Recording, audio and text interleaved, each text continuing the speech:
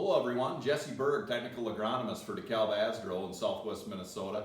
Just wanted to touch base with you prior to planting today about just a few refreshers on some top core products that Asgrow has that will be planted hopefully sometime soon if Mother Nature cooperates out in the field this spring. But a couple things just to lead out. Asgrow, just so everybody knows, rest assured, is a 100% exclusive.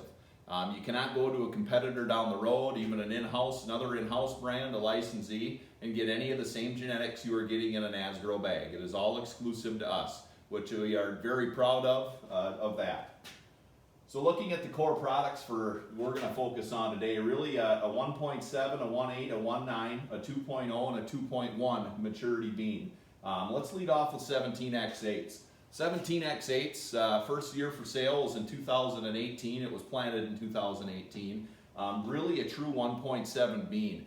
Kind of differentiate a little bit. You know, this one I'd say maybe a half notch or so behind 1733s from an alkali standpoint for IDC. But the benefit of this soybean versus the 1733, I think of a couple of things. One, much taller, robust plant architecture than a 1733. Where does that help us out more? If, believe it or not, we would ever get a drouthier year again, the 1733s, when I got dry out, tended to shorten up just a little bit. Where a 17X8, much taller, robust plant architecture, is going to carry you through that drouthy environment. Couple other highlights, very good white mold bean as well. Great SDS as we start moving south. I think SDS, you know, looking at some fields that maybe had heavy SDS history in 2018. There's plenty of them that I was able to observe. Something we need to keep in our back pocket as far as going back out to those fields with another good SDS soybean. Placement considerations, really this performs well in a wide range of soils. Good Minnesota soybean. It can take some variable ground, highly productive ground, and agronomically, like we talked about, it's built to do that.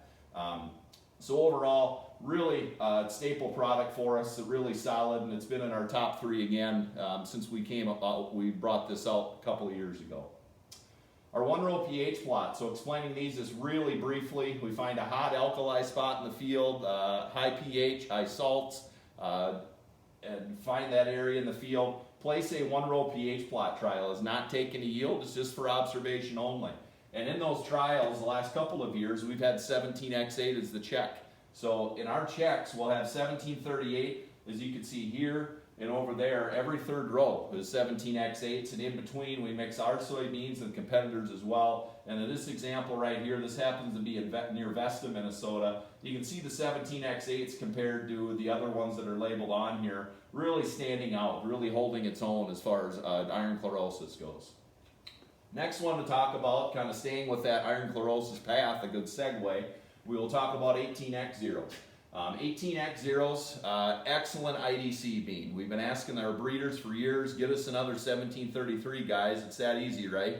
And it with a industry-leading iron chlorosis score for IDC score. And they did. They really came through. Multi-year data we have, you know, showed it was between a 1733 and a 17X8. A picture here is worth 1,000 words. We'll show one in just a little bit. I'd call it 18X0s identical on alkali to 1733s. Pretty strong about that, so a lot of good observations to prove it as well. You know, other things, defensive player, like we mentioned here, SDS, another key factor. We talked about that with 17X8s. Another great SDS tolerant soybean. It's another good defensive characteristic there. Standability and white mold we call average. Didn't see any really huge concerns with it last year, but I think from a standability white mold, 17X8 is probably still going to be maybe a better choice as far as standability and white mold is concerned. I'd give this one probably a half notch to a notch better on alkali than 17X8s though. One other thing to bring up with this one, it is maturity-wise closer to a 1.9. I've seen it in some instances last year where it was planted relatively on time. It looked maybe even close to a 2.0. So if you're looking for that 1.8 to a 2.0 alkali bean, this would be a good choice for you to go at IDC. And I kind of fit this in, interesting to note on the bottom, similar to a 20X7, kind of fit in that 20X7 acre, but with much better standability, much better white mold. So kind of replacing it that way when you're thinking about building that package. Here's a picture here. This 1-row pH plot happened to be up in near Murdock, Minnesota. And here you can see 1733s in the middle here looking pretty mint. They'll roll right to the right, 18X0s. I'd say we're splitting hairs if we're looking between the 18s and the 17s trying to find a difference. The 17X8s in a few certain areas, they do skinny up just a little bit. So this again, picture's worth 1,000 words. I think 1733s, 18X0s, about identical on IDC. 17X8s maybe a half notch behind. So some good IDC varieties. Stepping out of the heavy IDC world, next bean we'll talk about is 19X0s. So if you look at 19X0, this is a true 1.9 soybean. White mold's good. I'd say as a 5 between really a 14X8, a 17X8. I lean more probably towards that 17X8 comparison. Very good standability at a 3. Good white mold. You need a good tolerance. You need good standability. It's got that. We have the 3A gene for Phytophthora. Really didn't touch on that in the previous varieties, but what's the importance of having a good Phytophthora package, good tolerance there, hit poorly drained soil. So this has got, I'd say, the best of the best, or 3A gene, and then the excellent field tolerance on top of it of a 4. So it can hit some poorly drained soils with this variety. Above average SDS, and actually the IDC score last year when we rolled this out was a 5 looking at it in plots. We saw enough good data that we actually bumped that up to a 4. So feel pretty confident there. That was across multiple 1-row pH plots in the western side of the state. Placement considerations, looking at this, best placed high yield environments and poorly drained soils based on the agronomics we talked about. Really overall, I look at this one, similar acre placement as a 1935. If you're able to, I shouldn't say get by, but we're successful with 1935s. Now you have some tough weeds, you can get Extend out there, you want an Extend soybean, this is really going to fit the bill. Next one we talk about, so kind of stepping out of the iron chlorosis world for a little bit, 20X9s. This what is a bean that I would consider the white mold king for us, especially when you first get into our group 2 soybeans. IDC on this one, you know, we want to stay away from that. We mentioned it is a 6, so that would be one placement consideration. But on top of that, you look at the white mold, it's a 4. Excellent standability at 3. Not the 3A gene, but 1C gene for Phytophthora, and a good field tolerance of 5. So it can hit some, a little bit of poorly drained soils with this. Best performance, coarse textured soils, high yield environments. We talked about avoiding fields with the history of IDC on that end of it. So really good bean for us, top end yield, can take some white mold. This is another one here, along with many of our varieties. I think you'd see a response with like a Delaro at either the 8 or 11 ounce rate or on that R1, R3 time frame in that window. This would be a candidate for that too, just to see even more top end yields. Last one I'll cover today is 21X9s. So this one here really works kind of good hand in hand as a partner with our Extend lineup with 20X9s. 21X9s, a look at this one, excellent IDC. We talked a little bit before, an older Extend variety, we had 20X7 also being a very good IDC bean. This one is actually slightly better than 20X7s from an iron chlorosis standpoint.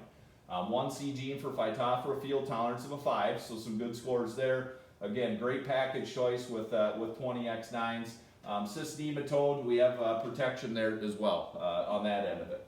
Excellent top end yield, standability, and average white mold. We call that, both of those average.